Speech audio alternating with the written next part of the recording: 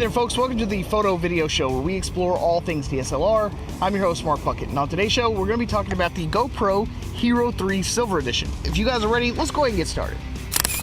So, who is this camera for? Well, it's for people that do a lot of activities outdoors. If you're a skier or a snowboarder or a diver, a motocross guy or girl, anything that you can do outside, this camera will attach to just about everything. The sheer amount of things that you could hook this thing to, I mean, they're unlimited, especially with the system that the GoPro team has put in place in order for you to attach this thing. There's literally nothing out there that you can't do with it. You can attach it to helmets and your boards and your bikes with the handlebars. They even have a tripod attachment so that photographers and videographers can do time lapses with gear that they already have. Okay, so this is the sound test. I have the Nikon D7000 with the GoPro HERO3 directly on top. I'm also comparing the sound with the audio capturing capabilities of the Zoom H4n to give you a baseline sound difference between all three. So this is the audio quality coming from the HERO3 Silver Edition. This is the sound quality that's coming from the Nikon D7000, and this is the sound quality that's coming from the Zoom H4n. And this is the sound that comes from hell! Maybe not. As far as the design of this brand new HERO3 goes, it looks a lot like the HERO2. It is thinner, it is lighter, it does have a lot more features packed into a smaller package, but you're also going to have to dive deeper into menus and things like that. But as far as the design goes, the lens is a little bit bigger, it's a little bit higher up on the unit than the HERO2. And it also just has a more modern feel and look to it, I think. I think it looks tremendously better than both the Hero 2 and the Hero original.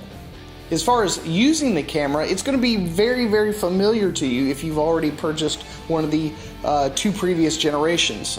It has two main buttons, one on the front and one on the top. The one on the front is the power/menu button, and the one on the top is it's the selector button when you're in the menus, and it's also the hey fire, let's take a picture, hey let's record this video. So everything else is pretty much the same as far as functionality and use. You're not going to miss or be thrown off by some radical new design. So it is going to be very comfortable for those that have already ventured into the action cam scene, so to speak. As far as what you can actually do with this camera, you are essentially looking at still being able to do movies, stills, time-lapse, and burst. So all these things I'm going to find extremely useful, and I'm pretty sure that there's going to be a lot of other folks out there that could use all these features much better than I could, but they're all there available. The one thing that I would have really liked to have seen would have been just audio recording only, perhaps. I do find it a very convenient little pack that you could probably just carry around and hook to something and actually record your audio. Just saying, GoPro, think about it. So, one of the best selling points of this camera is as you're using it out in the broad daylights of action sports, videography, and photography is how sharp these images are. Coming right out of the camera, you can really be blown away by some of the imagery that will come out of this tiny little box. It's amazing. But if you turn ProTune on and turn on the camera raw as far as the auto white balance goes, this can be used in professional workflows. There is absolutely no over sharpening, and there's no auto white balance corrections or anything like that. It almost records everything in just a very flat picture style so that you can actually do all the color correction in post and make your footage look exactly the way you would want it to. It's actually really amazing that you can fit such powerful technology into such a small little box, especially for, like I said, the more professional workflows, and at the price point of only, $299 to $399. I think this is kind of a no-brainer. Alright, so in this test, I wanted to check out the Pro Tune capabilities to see exactly what kind of image quality I could be expecting from the GoPro when I turned off all the in-camera sharpening and oversaturation and the crushing of the blacks. While on the surface it looks really nice and everything, you really can't do much with it in post. So if you were going for a different type of look, if you wanted to actually edit this footage in any way, shape, or form, you can't do it. But with the Pro Tune turned on, as you can see, it's a very flat, even picture style. You still retain lots of detail in the shadows. All the blacks are not overly crushed, so you can edit this footage. This is the GoPro footage with my color correction added.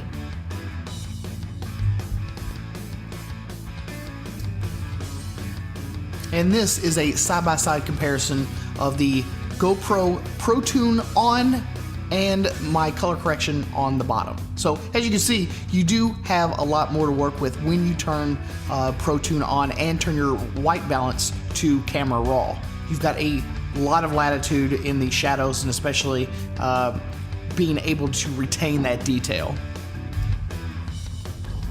Okay, so that was our first test. That was with the Pro Tune on with the white balance on raw. So this version is going to be the one where you just turn it off and use the built-in editing, sharpening. The GoPro pretty much does all the work for us. So let's go ahead and check that one out. Well, as you can see, with Pro Tune turned off, the GoPro camera pretty much does everything for you. It oversaturates all your colors, it crushes your blacks. It really does make a very aesthetically pleasing image for quote-unquote video, but all of the detail in the blacks are completely gone. If there are any highlights, they will be completely and totally blown out.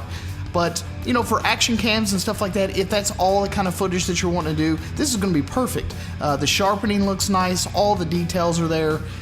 It really stands out. It has a lot of contrast, so it always garners a lot of attention when they do this kind of video. But it's just not going to be usable in a pro workflow at all. There's no way you'd be able to take this back into your editor and do any real work with it.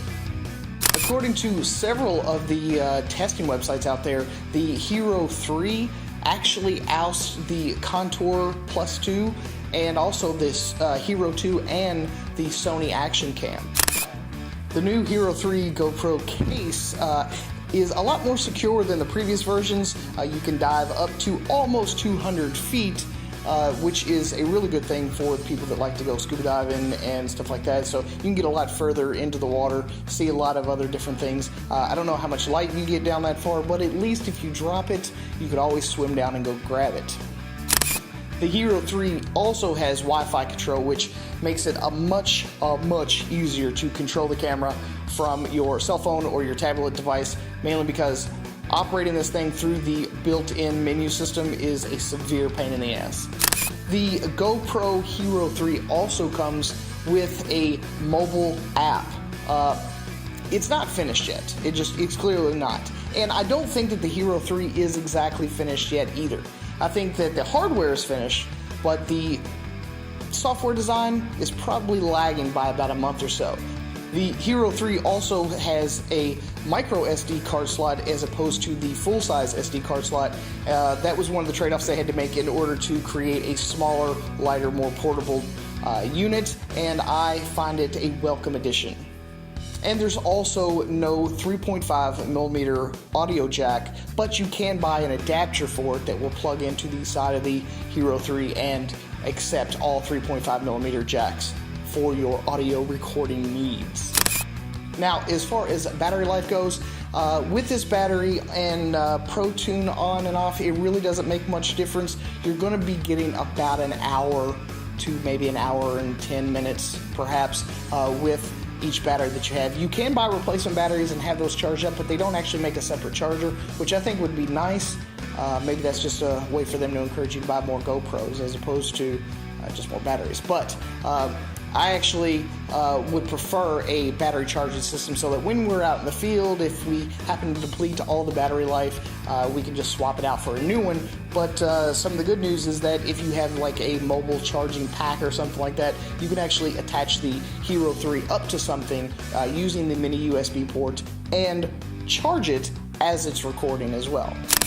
So there you have it, folks. Hope you found all this information useful and handy for all your purposes and needs and suches and whatnot.